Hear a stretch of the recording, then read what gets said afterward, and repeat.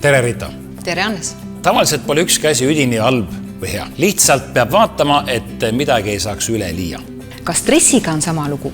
Väheses koguses hoiab see meid heas toonuses. Tasakaal on üldse üks hea asi. Näiteks tööstressile ei meeldi üldse, kui sa suudad õiges koguses hoida oma vaba aja ja töö. Seda tasakaalu on muide hea jälgida distantsil. Ja täna me räägimegi, kuidas märgata kolleegi stressi. Kõik me oleme kuulnud räägitavat, et mõni kolleeg on stressis. Või seda ka enda kohta öelnud. Sagedasti ka niisama suhtumise väljendamiseks.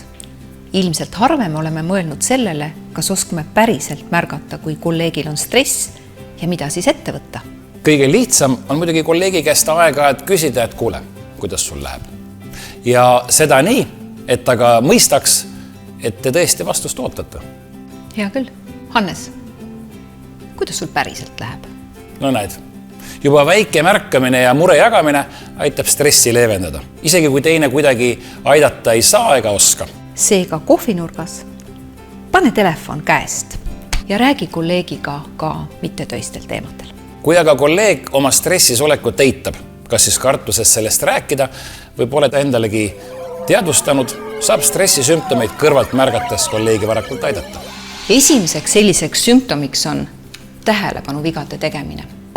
Samuti häiritud otsustusvõime. Teiseks ilmnevad füüsilised terviseprobleemid.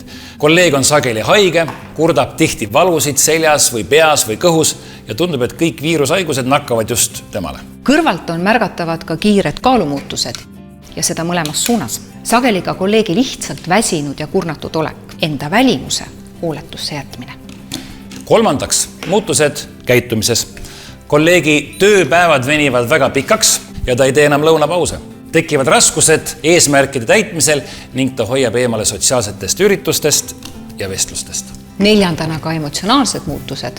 Märkate tekkinud ebakindlust, enesehinnangu alanemist, motivatsiooni kadumist, tundlikkust kriitika suhtes. Stressis inimesed võivad olla sageli ärritunud ja kurjad. Kuidas siis sellises olukorras kolleegi aidata?